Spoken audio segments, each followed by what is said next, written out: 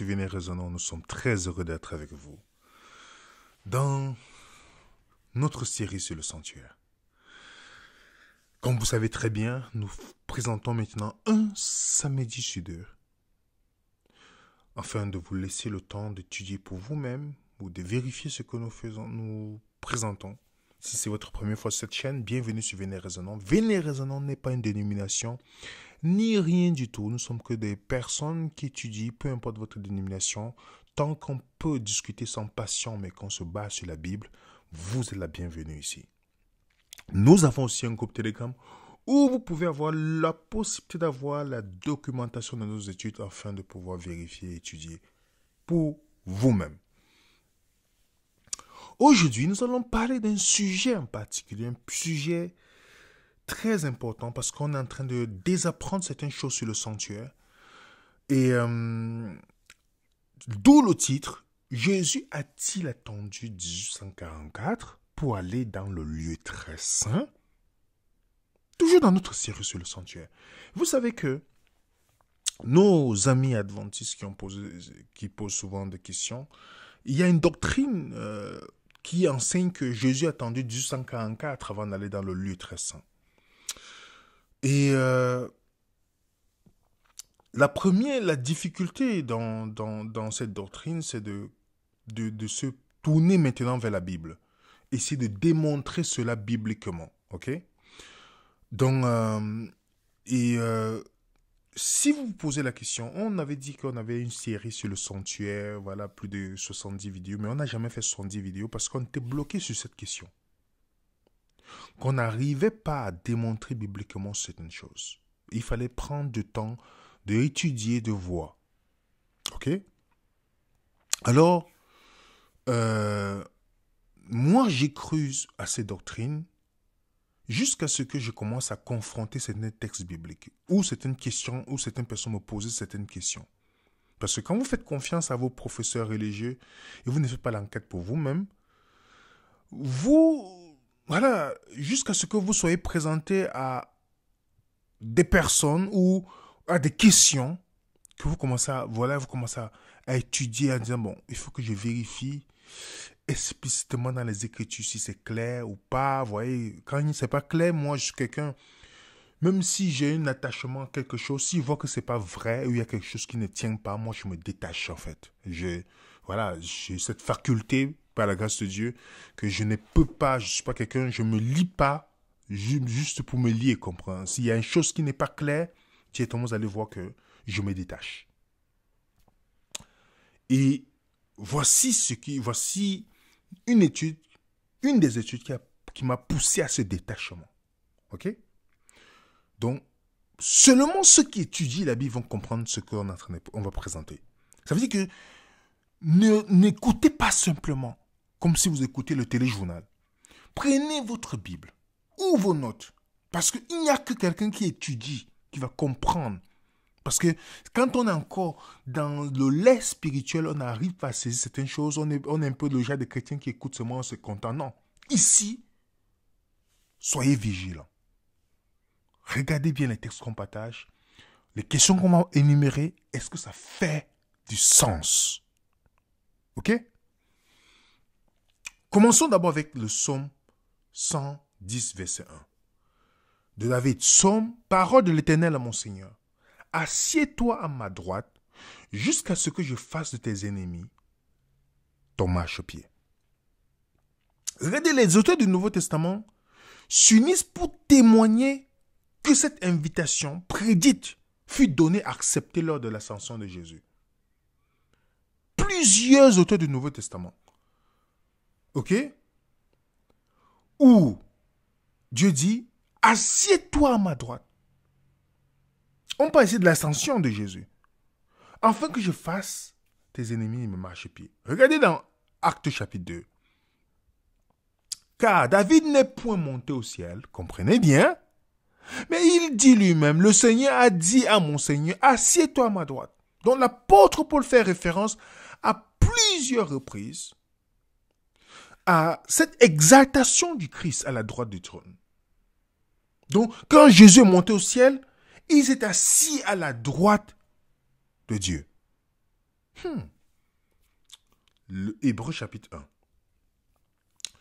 Dans les derniers temps, nous a parlé par le Fils, qu'il établit héritier de toutes choses, par lequel il a aussi créé le monde et qui étant le reflet de sa gloire, l'empreinte de sa personne, soutenant toutes choses par sa parole puissante, a fait la purification des péchés et s'est assis à la droite de la majesté divine dans les lieux saints.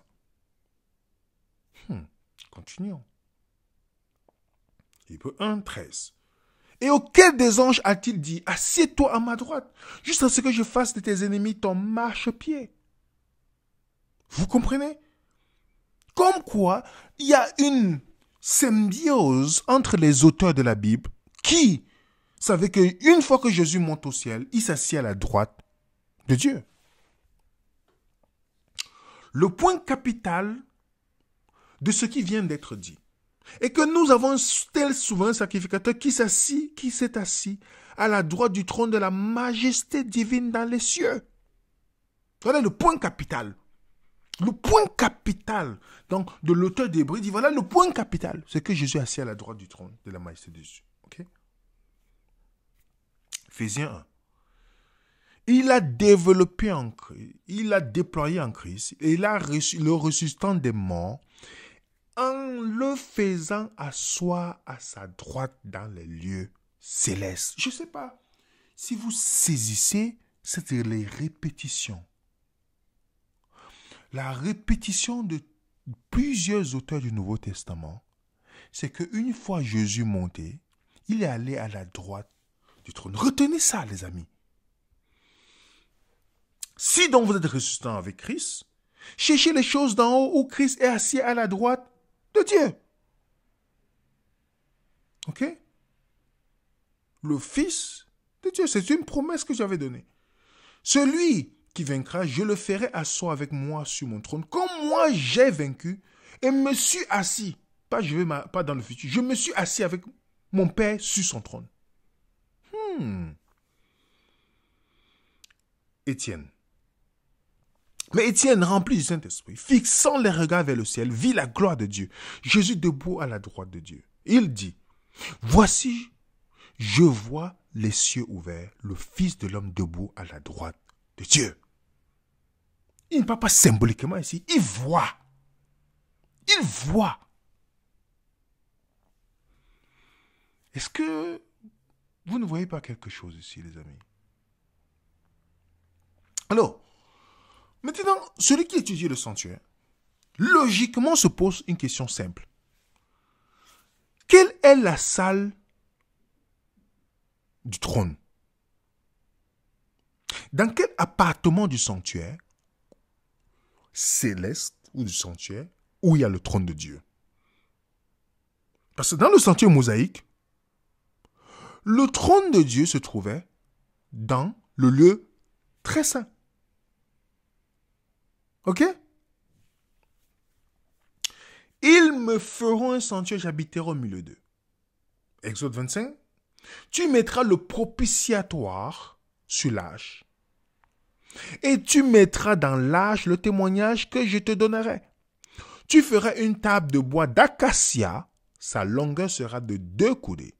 Le propitiatoire, l'arche, tout ça se trouvait dans le lieu très saint. Ok?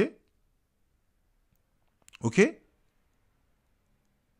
Donc, et dans le lieu très saint, c'était considéré comme la présence de Dieu. La présence de Dieu. Je mets la prophétesse des Adventistes qui confirme ce que je dis, parce que vous allez voir la contradiction qui va venir plus tard. Dans le sanctuaire, le temple, symbole terrestre de la demeure de Dieu, un seul appartement était consacré à sa présence. Le voile orné, le chérubin à l'entrée, vous voyez, un seul appartement. Je vais mettre un autre verset. Une autre de ces citations. Dans le lieu très saint se trouve sa loi. La grande règle, vous savez que tout est tourné autour de la loi. Donc, dans le lieu très saint, c'est là où il y avait la présence de Dieu. Regardez ce qu'elle dit. Ce trône se trouvait dans le premier... Maintenant, regardez un problème. Lorsque le Christ a commencé son ministère en haut, sur le trône de son Père, ce trône se trouvait dans le premier appartement du sanctuaire céleste. Ainsi, la scène s'ouvre avec le commencement du ministère de Jésus, du Christ, et à ce moment, le trône de Dieu se trouvait dans le premier appartement du sanctuaire. Vous savez que beaucoup d'adventistes qui étudient les écrits de Madame White et qui parfois lisent la Bible croient que quand Jésus est monté dans le ciel, il est d'abord resté dans le lieu saint et que le trône était déplacé dans le lieu saint. Et c'est dans l'ordre du jugement du 144 que le trône se déplace pour aller dans le lieu très saint. Ok? Maintenant, posez-vous la question. Où avez-vous vu dans les Écritures où le trône de Dieu était dans le premier appartement? Avez-vous vu, même dans l'Ancien Testament, un moment donné où le trône de Dieu a été déplacé dans le premier appartement? Voilà les questions qu'une personne qui étudie sans idée préconçue doit se poser la question. Si on est dans le type, l'antitype, maintenant posez-vous la question. Avez-vous vu un seul instant dans l'Ancien Testament où on a déplacé le trône de Dieu dans le premier appartement, c'est-à-dire le lieu saint? Je vous mets une image du sanctuaire. La flèche que vous voyez là indique le lieu saint. Ok? Alors, posons-nous la question. Cet enseignement, selon lequel le trône de Dieu se trouvait dans le premier appartement du sanctuaire céleste, ça soulève de questions très sérieuses et très embarrassantes pour quelqu'un qui croit aux écrits de cette dame. Ou quelqu'un qui croit à la doctrine de 1844. Ces questions-là, que je vais énumérer au fur et à mesure, aucun pasteur que je connaisse n'a pu apporter une réponse. Ils vont vous dire simplement, voilà la réponse, au moins s'ils sont honnêtes. Nous savons qu'il y a des problèmes, mais nous avons déjà décidé que c'est ce que nous croyons. Ils ont été honnêtes. Et d'autres, comme quelqu'un que je connais très haut placé dans l'adventisme, l'a dit, que c'est erroné. Qu'ils le savent. Que beaucoup de pasteurs le savent. C'est pourquoi certains pasteurs ne croient plus à cet enseignement du sanctuaire proposé par l'adventisme. Il nous l'a dit. J'étais en présence d'un témoin. Donc, je dis bien ce que je vous le dis, clair et net. C'est un grand haut placé, dont je ne vais pas énumérer son nom, puisqu'il a permis qu'on puisse échanger. Donc, ça soulève, si vous croyez que, comme cette prophétesse dit, que Jésus était dans le lieu, le trône était dans le premier appartement, le saint, avant de partir dans le lieu très saint. Alors, maintenant, posons-nous la question. Si le trône de Dieu a été déplacé dans le premier appartement lors de l'ascension du Christ, cela inclut l'arche. Parce que ce qui faisait tout ce qui est dans l'Ancien Testament, le trône de Dieu, la présence de Dieu, c'était avec l'arche, le chérubin, tout ça. Alors, si le trône a été déplacé, ça veut dire que ça inclut l'arche. Parce qu'on lit ici, tu mettras le voile au-dessus de la grave. C'est là, au-dedans du voile, que je ferai entrer l'arche de témoignage, le voile qui servira de séparation entre le lieu saint et le lieu très saint. Tu mettras le propitiatoire sur l'arche du témoignage dans le lieu très saint. Ok? Parce que la prophétesse dit, de cette dénomination dit, ce trône se trouvait dans le premier appartement. Donc quand Jésus monte dans le ciel, il n'est pas directement allé dans le lieu très saint, il est allé dans le lieu saint. Là, il y avait le premier appartement et que le trône se trouvait dans ce premier appartement.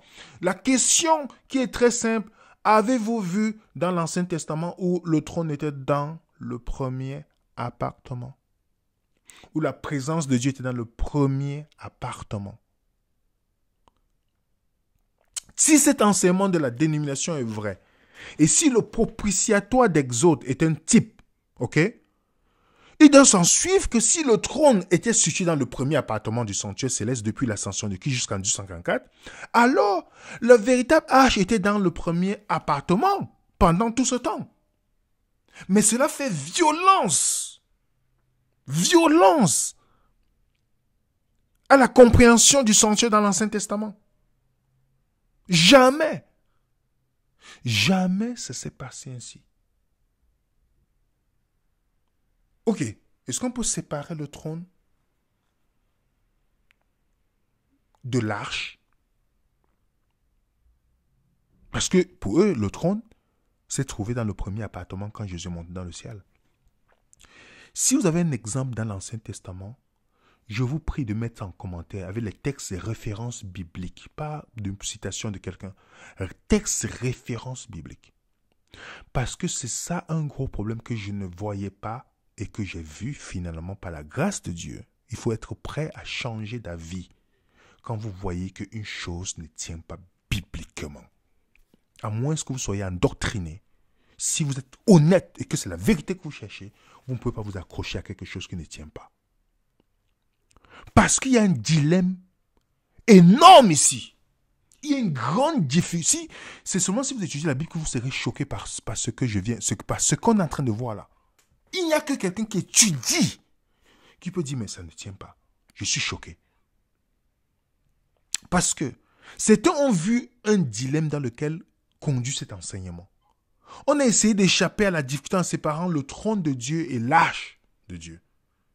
En plaçant le trône de Dieu dans le premier appartement du sanctuaire céleste et en laissant l'arche dans le lieu très saint. Ok? Bien que cela améliore la situation dans un sens, mais cela complique grandement encore la chose. Si vous séparez le trône de Dieu de l'arche. Première chose. Si Dieu a déplacé son trône du lieu très saint lors de l'ascension du Christ, a-t-il laissé derrière lui le propitiatoire ou le trône de grâce dans le lieu très saint?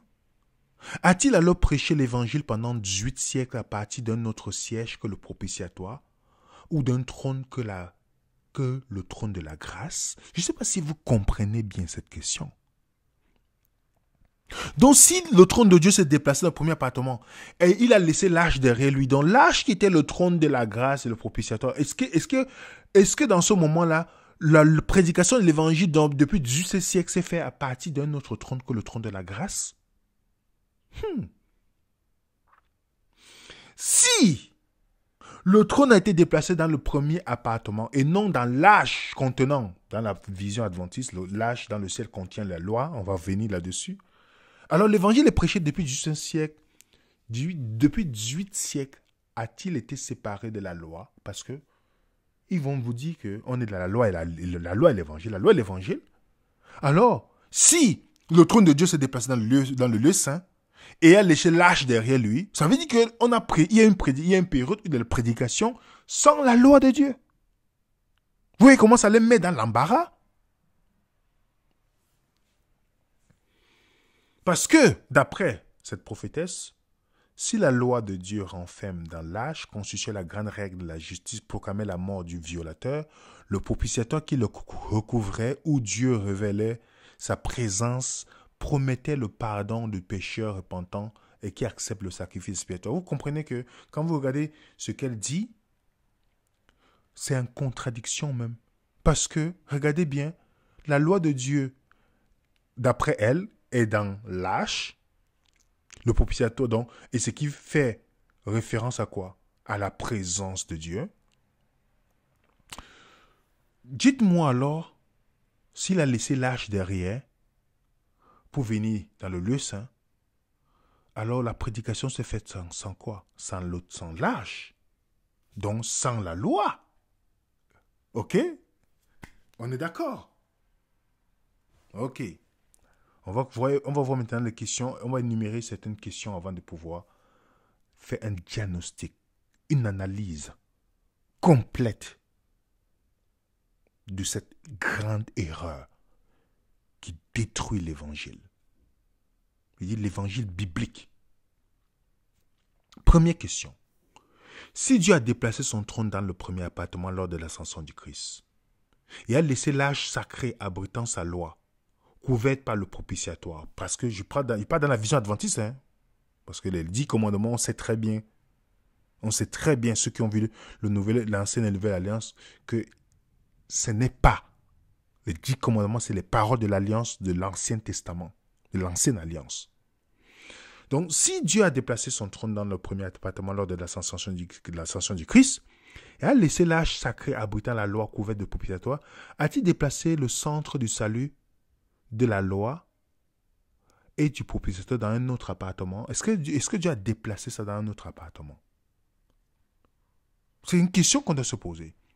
Dieu a-t-il accordé le pardon, puisque Jésus n'était pas encore dans le lieu très saint. Donc Dieu a-t-il accordé le pardon pendant 18 siècles à partir d'un trône qui n'était pas le propitiatoire, puisque le propitiatoire est dans le lieu très saint. Si Dieu est parti d'un autre trône, avait notre trône dans le lieu saint, ça veut dire qu'il a accordé le pardon à partir d'un autre trône qui n'était pas le propitiatoire, mais qui était séparé de ce propitiatoire par un voile de séparation. Donc, vous voyez comment ça trouble quelque chose, ça trouble l'évangile, ça trouble même la conception du sanctuaire. Si Dieu était dans le trône de Dieu était dans le lieu saint, ça veut dire qu'il a accordé le pardon à partir d'une autre chose que le propitiatoire. À moins qu'on a déplacé l'âge, tout ça dans cet endroit, avec le propitiatoire, tout dans le lieu très, dans le lieu saint. Vous comprenez? Ça veut dire que Dieu a-t-il prêché l'évangile pendant 18 siècles à partir d'un siège dont le fondement n'était pas la loi éternelle, comme Madawa dit, parce que la loi, l'âge de l'alliance, c'est le fondement éternel. Donc, à partir d'un trône qui était séparé de la loi, alors, ça veut dire que on a prêché l'évangile à partir d'un endroit où il n'y avait pas la loi de Dieu. Donc, ça veut dire qu'ils sont quand même d'accord qu'on peut prêcher. Ce n'est pas la loi et l'évangile, mais la loi est passée. Maintenant, on est dans la grâce qui est aussi un nouveau système. OK? Mais ils ne vont pas l'admettre. Mais pourtant, ce qui est présenté par Madame White, c'est ce que ça donne. Dieu a-t-il pardonné le péché d'un autre siège que celui qui est la demeure de la justice et du jugement, d'après l'adventisme, parce que le lieu très saint, c'est là où il y a le jugement, la justice, voilà. Est-ce qu'il a pardonné le péché à partir d'un autre? Parce que si le trône était dans le lieu saint, vous comprenez? Si Dieu a pu prêcher l'évangile pendant 18 siècles sans tenir compte de la loi, pourquoi peut-il pas continuer à le faire? Parce que s'il a laissé l'arche derrière, là, il y a la loi de Dieu. Et que dans le lieu saint, il était avec Jésus à la droite, et il fallait pour la prédication de l'évangile pendant 18 siècles que Jésus est monté dans le ciel. Alors, et il n'y avait pas la loi, c'est pourquoi est-ce qu'il ne peut pas continuer à prêcher l'évangile sans la loi? Le Christ étant le grand prêtre, a-t-il plaidé son sang pendant 18 siècles devant un trône dont le fondement n'était pas la loi transgressée qui exigeait le sang? Parce que d'après Madame White, là où la loi exige, c'est le lieu très saint, c'est là où il y a la loi. Mais Jésus a-t-il plaidé son sang là, il n'y a pas la loi alors? C'est ça qu'il faut se poser comme question. Le Christ a-t-il répandu son sang devant un trône où la miséricorde et la vérité ne se rencontrent pas, où la justice et la paix ne s'embrassent pas, parce que c'est un autre trône alors. Soit Dieu a laissé là-bas, derrière lui, il y a un autre trône. Et ce trône-là n'est pas le trône de propitiatoire, ni... Alors, Jésus a-t-il répandu son sang devant un autre trône que ce trône de miséricorde? Donc, le lecteur, est-ce que quand vous lisez, vous ne voyez pas qu'il y a un problème de séparer Dieu de son Fils et du propitiatoire? Vous ne voyez pas, est-ce que vous ne voyez pas qu'il y a un problème? Parce que c'est une grande violence. Non seulement, dans l'Ancien Testament, ça n'a jamais été fait de mettre un autre trône ou la présence de Dieu dans le lieu saint. Ça n'a jamais été fait. Deuxième chose, c'est de séparer Dieu de son Fils. Parce que si Jésus est resté de l'autre côté, Dieu est resté de l'autre côté, ça veut dire qu'ils n'ont pas été ensemble. Si j'étais dans le lieu saint, le Père est dans le lieu très saint, ils n'ont jamais été ensemble. Est-ce que vous voyez comment c'est difficile? À moins qu'on fasse une analyse. Une analyse bien profonde, afin de mieux comprendre et de voir l'erreur. Et si vous êtes quelqu'un qui est sincère, que vous étudiez, après ce que nous allons présenter, si vous continuez à croire à cette vision, nous ne pouvons rien pour vous. On ne peut rien, on ne peut que prier et vous aimer, parce que la Bible nous demande d'aimer même quand on n'est pas d'accord. Vous comprenez? Si après cette analyse que je vais faire, vous restez encore avec la vision là, qui n'est pas biblique, qui détruit l'évangile et qui n'a rien de biblique. On n'a jamais vu un exemple dans l'Ancien Testament. On n'a jamais vu. Jamais vu. Dans les auteurs qui ont dit que Jésus est monté à la droite de Dieu, ils se trompent alors. C'est soit ils tous se trompent. Madame White a raison. Alors, elle devient la nouvelle Bible. On jette la Bible. Soit elle est complètement stupide, qu'on doit jeter ses écrits très loin et on se tourne vers la Bible. Vous avez ce choix-là. Après cette analyse, si vous êtes sincère,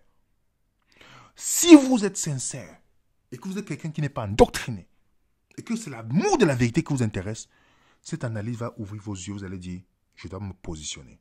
À tous mes amis adventistes qui suivent, et même si vous n'êtes pas adventiste, c'est une étude très importante. Parce que si vous ne comprenez pas ça, on peut vous tordre les Écritures, vous amener très loin de l'évangile, de la liberté. Allons-y ensemble, les amis. Le trône dans le livre d'Apocalypse.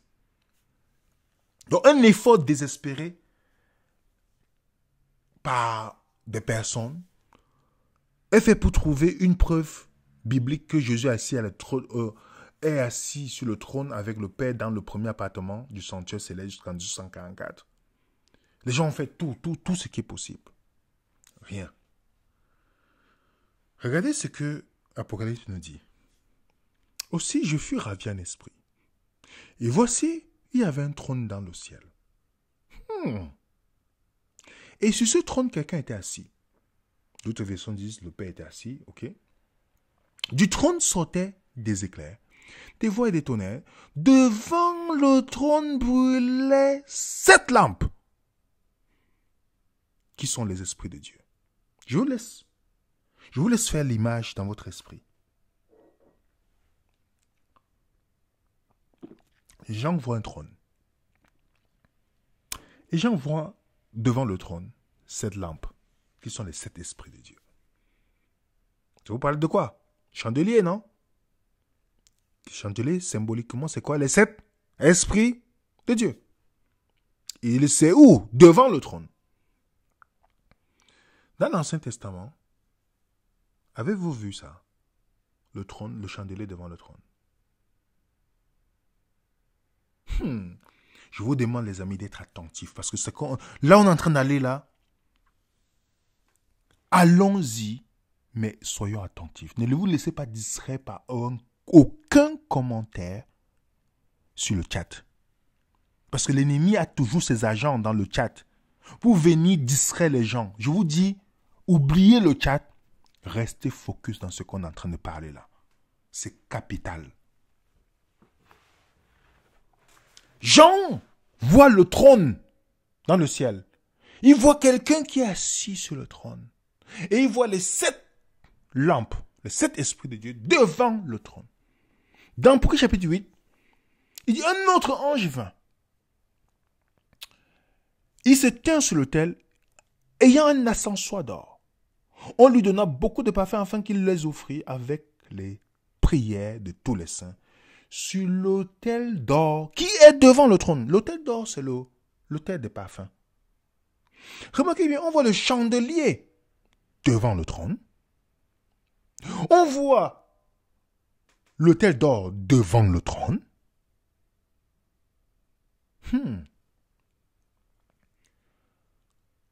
Est-ce que vous savez que le chandelier ou l'autel d'or se trouvait dans le premier appartement du sanctuaire?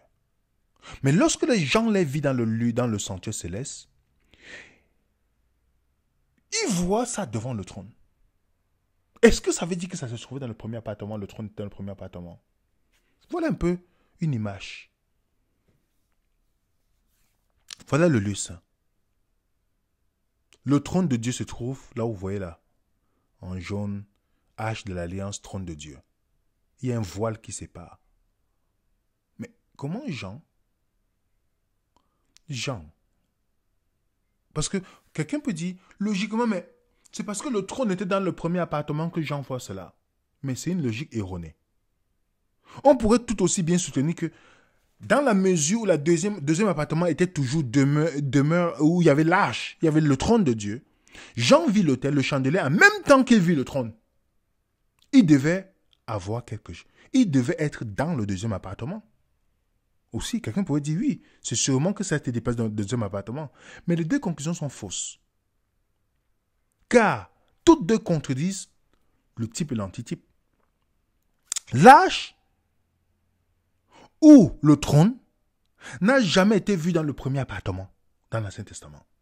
L'autel et le chandelier n'ont jamais été vus dans le deuxième appartement. Donc le chandelier et l'autel tel que vu par Jean étaient dans une position exacte qu'il occupait dans le sanctuaire terrestre. Le trône dans la position exacte qu'il occupait dans le sanctuaire céleste, dans le sanctuaire. Donc dans le sanctuaire terrestre, le chandelier était dans le premier appartement devant le voile, devant le Seigneur. Ok? Voici l'autel des parfums. Que nous dit? Si tu places l'autel d'or pour le parfum de l'âge, tu mettras un rideau à l'entrée du tabernacle. Regardez bien cette image. Soyez attentifs sur cette image, les amis. Dans le lieu saint, il y a un rideau qui se bloque. Est-ce que vous voyez? Je mets encore une autre image. Regardez, il y a l'autel d'or, l'autel des parfums, devant, il y a un rideau. Ok?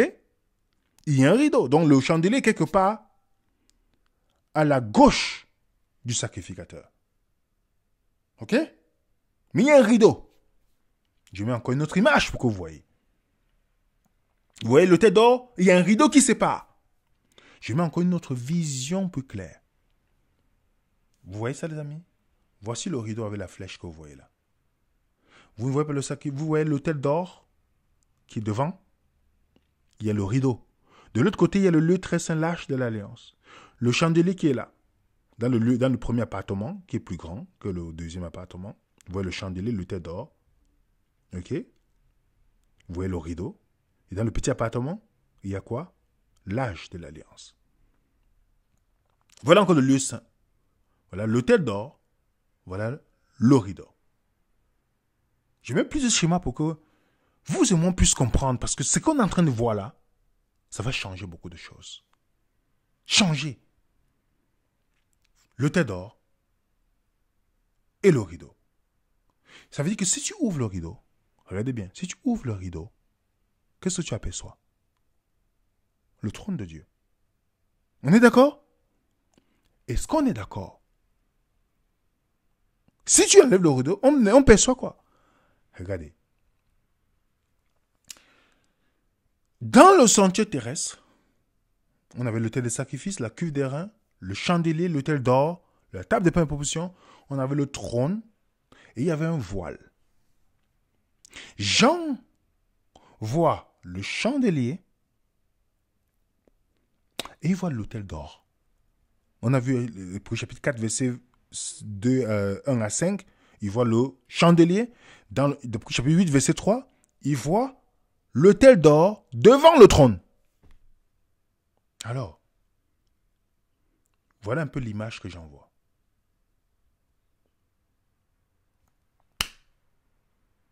Voilà ce que j'en vois. J'en vois le chandelier et l'autel devant le trône. Je me dis, Willem, il n'y a pas le voile là. Vous savez, quand on enlève le voile, justement l'autel d'or et le chandelier sont devant le trône. Il n'y a plus de mur de séparation. Vous n'avez pas remarqué ça? Est-ce que vous n'avez pas remarqué? J'ai enlevé le voile. Je vais revenir là-dessus. Mais rappelez-vous, quand Jésus est mort, Jésus poussa de nouveau un grand cri et rendit l'âme. Et voici le voile du temple se déchira en deux. Depuis le haut jusqu'en bas, la terre trembla et le rocher se fendit. Vous savez, quand Jésus est mort, le voile qui séparait, le voile qui séparait dans le temple, les deux appartements, s'est déchiré. C'est déchiré en deux. Marc le dit aussi, mais Jésus ayant poussé un grand cri, le voile du temple se déchira en deux, depuis le haut jusqu'en bas. Luc aussi le dit dans Luc 23, verset 44 à 45. Le temple se déchira par le milieu. Alors, que représentait la déchirure du voile dans le temple?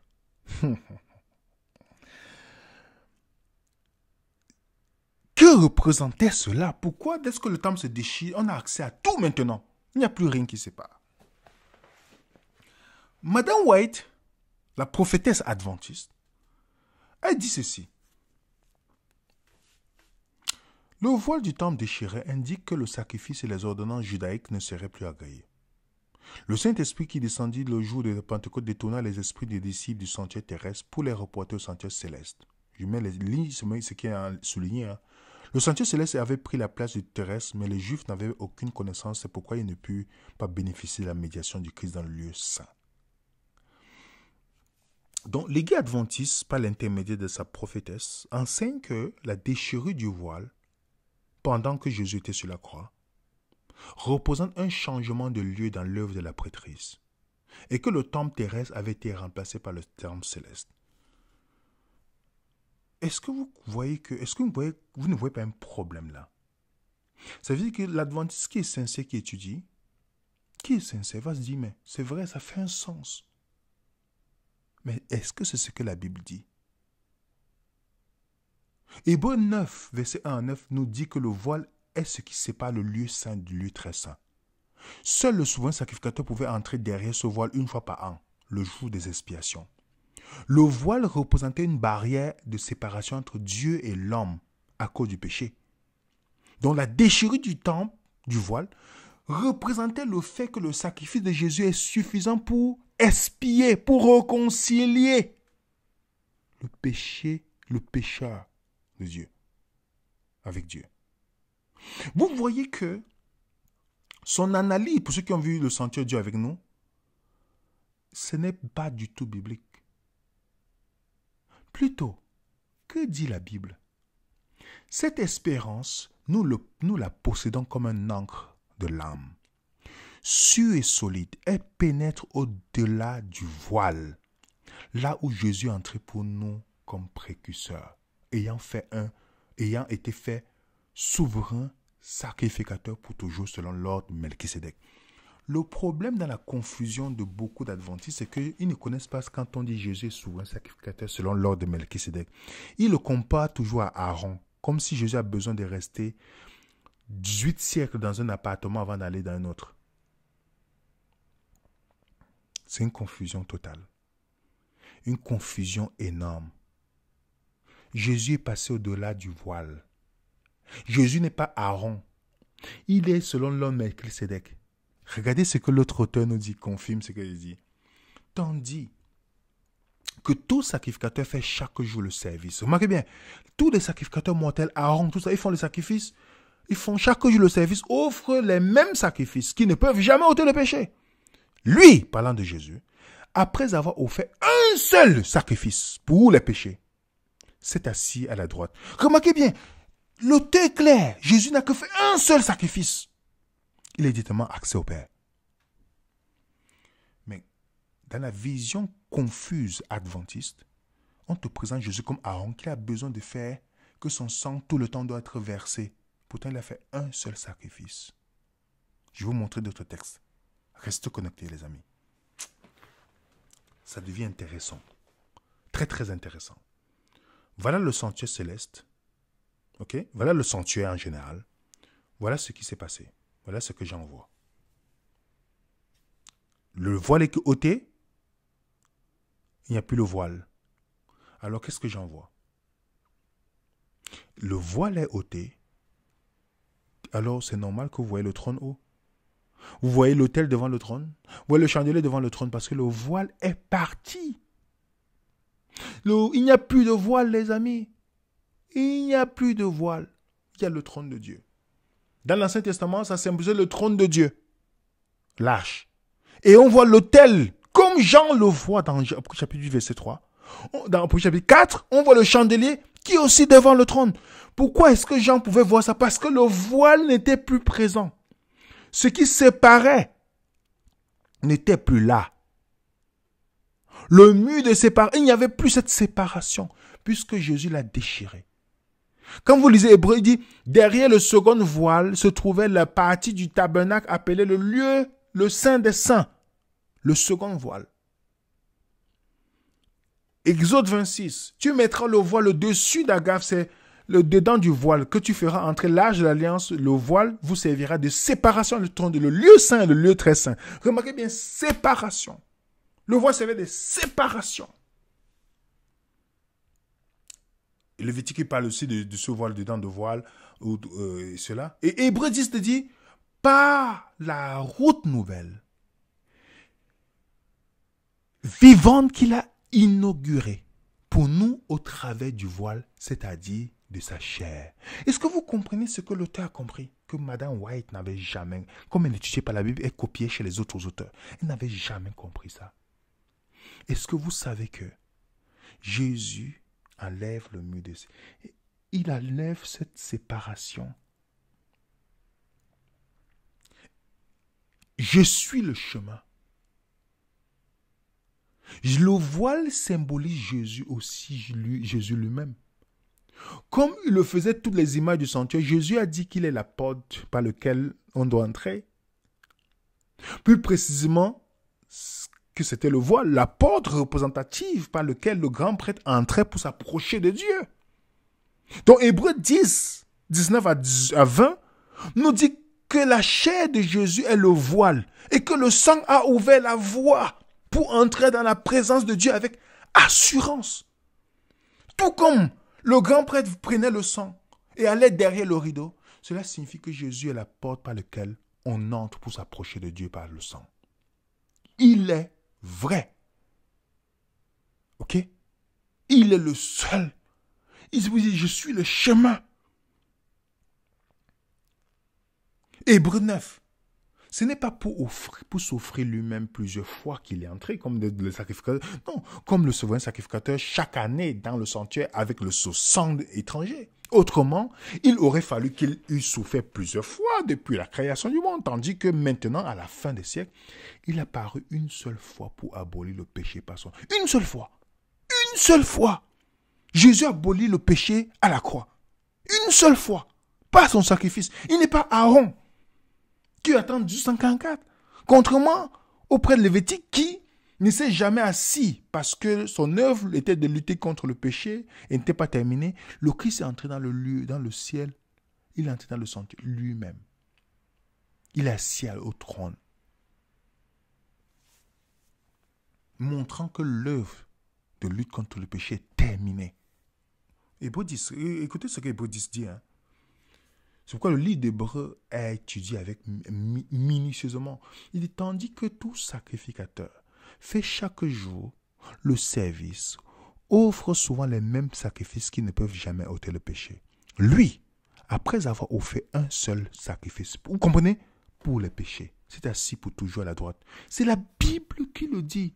En attendant désormais que ses ennemis soient quoi? Qu'est-ce que Jésus attend depuis là? Que ses ennemis soient comment? Soient devenus son marchepied. Il n'est pas en train d'attendre que le sanctuaire soit purifié. Non, non, non, on va venir là-dessus. Vous allez voir que 1844, 2300 matin, déjà le texte dit 2300 soirs et matin, pas 2300 jours. Et je vais vous démontrer par une étude biblique claire que cette prophétie était déjà passée. Je vais vous montrer texte biblique à l'appui et non une interprétation particulière. Donc, restez connectés sur notre chaîne. Nous allons désapprendre. Est-ce que vous comprenez que on dit, lui a offert un seul sacrifice pour les péchés. Et c'est ainsi, il a offert il n'a pas attendu un seul. En attendant désormais que ses ennemis soient devenus son marchepied. Et pas une seule offrande, une seule. Il a amené à la perfection pour toujours ceux qui sont sanctifiés. Pas une seule.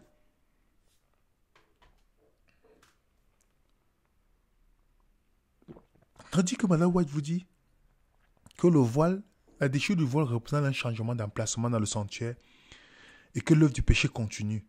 Elle croit qu'aucun péché n'a été annulé à la croix. C'est seulement là que le sacrifice expiatoire a lieu dans le lieu très saint. dont le péché est toujours enregistré dans le ciel. Jésus a commencé à examiner, effacer les péchés de ceux qui étaient en ligne, étaient dignes en 22 octobre 1844. Elle contredit Une des promesses de la nouvelle alliance où Dieu dit, je ne me souviendrai plus de leurs péchés, de mon peuple. Jérémie 31, verset 34 et Hébreux 10, 17. Elle contredit. Et elle contredit aussi Hébreux. À moins que ce soit tel que l'inspiration et les autres, on doit déchirer la Bible. Regardez ce que l'auteur nous dit. Ainsi, nous avons un sacrificateur, nous avons un grand sacrificateur, qui a traversé les cieux, Jésus, le Fils de Dieu, demeurant ferme dans la foi que nous professons. Car nous n'avons pas un souverain sacrificateur qui ne puisse compatir à nos faiblesses. Au contraire, il était tenté en toutes choses, sans commettre de péché. Approchons-nous donc avec assurance du trône de la grâce, afin d'obtenir miséricorde et de trouver grâce pour être secouru dans nos besoins. Comment on peut s'approcher avec assurance devant le trône de la grâce? Le trône de la grâce se trouve où?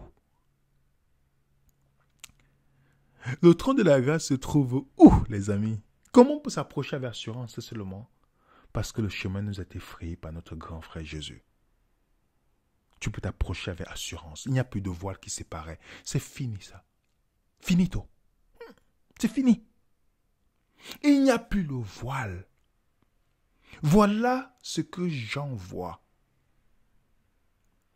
Jean, il n'y a plus de voile. Et ce qui fait, et c'est biblique et c'est clair. C'est plus simple. Ce n'est même pas besoin de quoi que ce soit. C'est simple. Le voile est ôté. Alors c'est pourquoi Jean voit le chandelier, le Saint-Esprit voit l'autel devant le trône.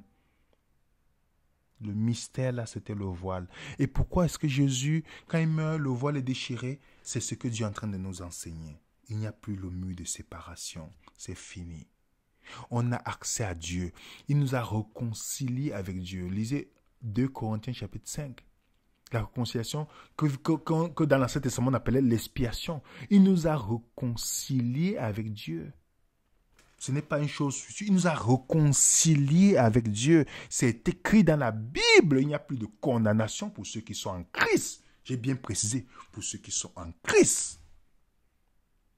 Il n'y a pas de voile, les amis. Je suis le chemin. Je suis le chemin. Donc, elle a pénétré au-delà d'un voile et est entrée pour nous comme précurseur. Voilà ce que Jésus a fait. Hébreu nous dit, par la route nouvelle, vivante qu'il a inaugurée pour nous à travers du voile, c'est-à-dire sa chair.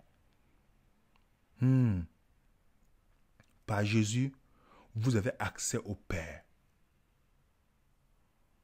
Ok? Vous avez accès au Père.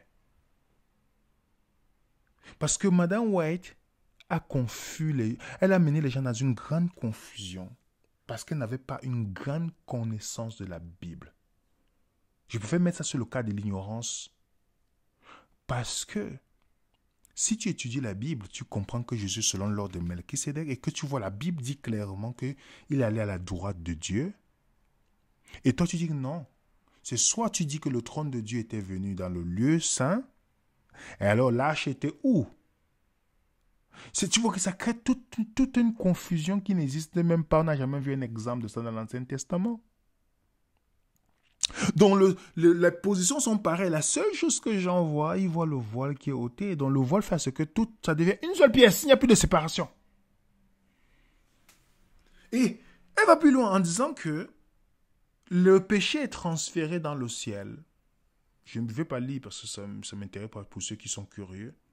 Il travaille des siècles, la page 446, 56, le paragraphe 1 et le paragraphe 2. La dame vous dit que dans sa théologie, dans sa vision erronée biblique, que les péchés des croyants sont transférés dans le sanctuaire céleste où Jésus accomplit une œuvre de jugement investigatif pour voir qui est digne des bienfaits de l'expiation de son péché. Quand je ferai une étude uniquement, je vais vous montrer, c'est ceux qui sont dignes. Je dis bien dignes. Et qu'à la fin, le péché sera transféré sur Satan. Je vais vous montrer ça.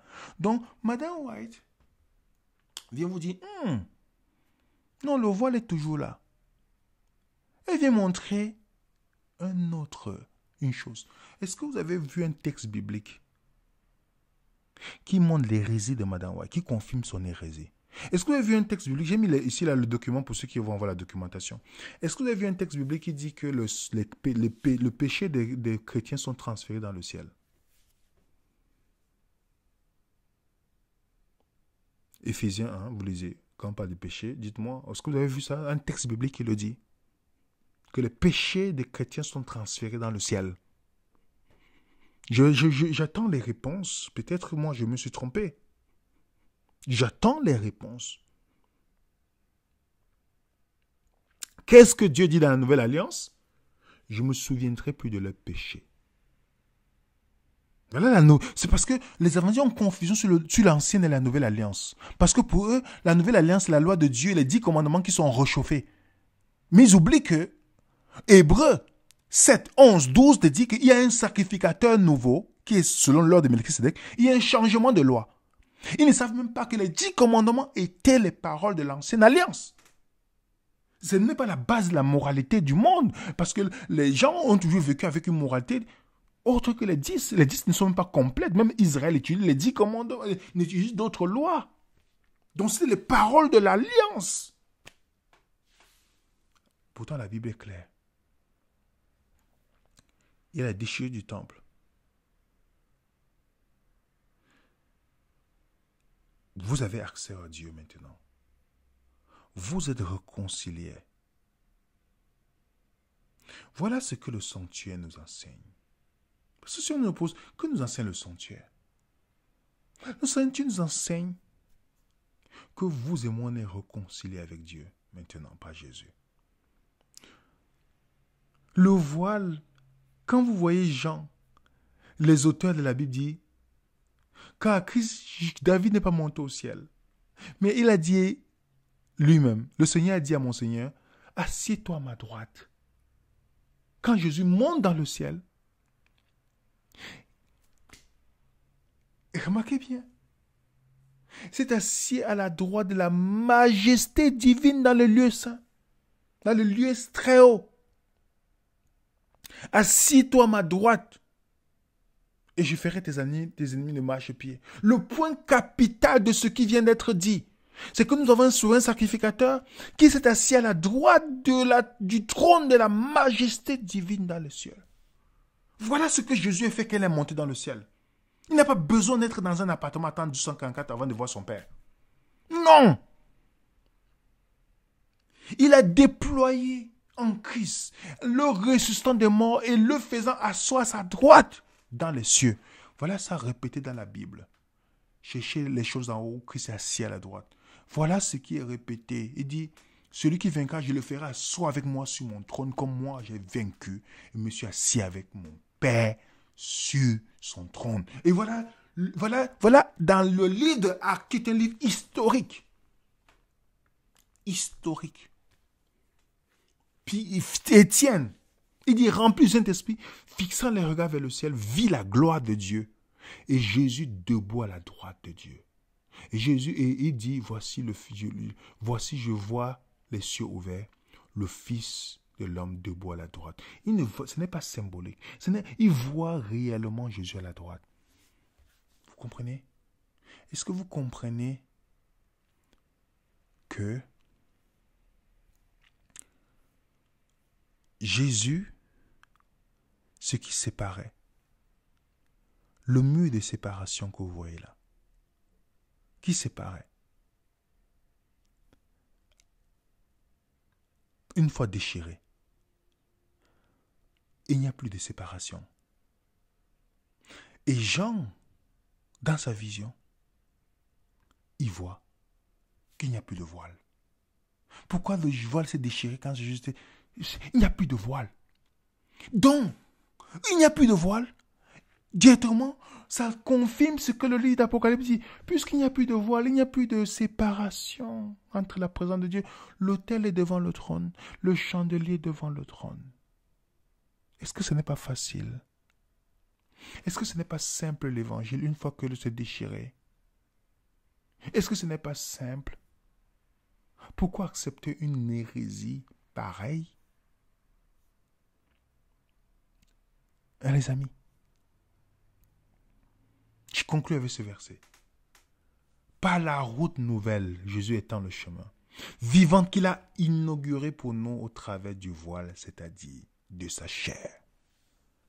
Oui, Jésus a prouvé, il nous a rendu, il nous a permis, quand on lit les Écritures, que nous avons accès au Père maintenant.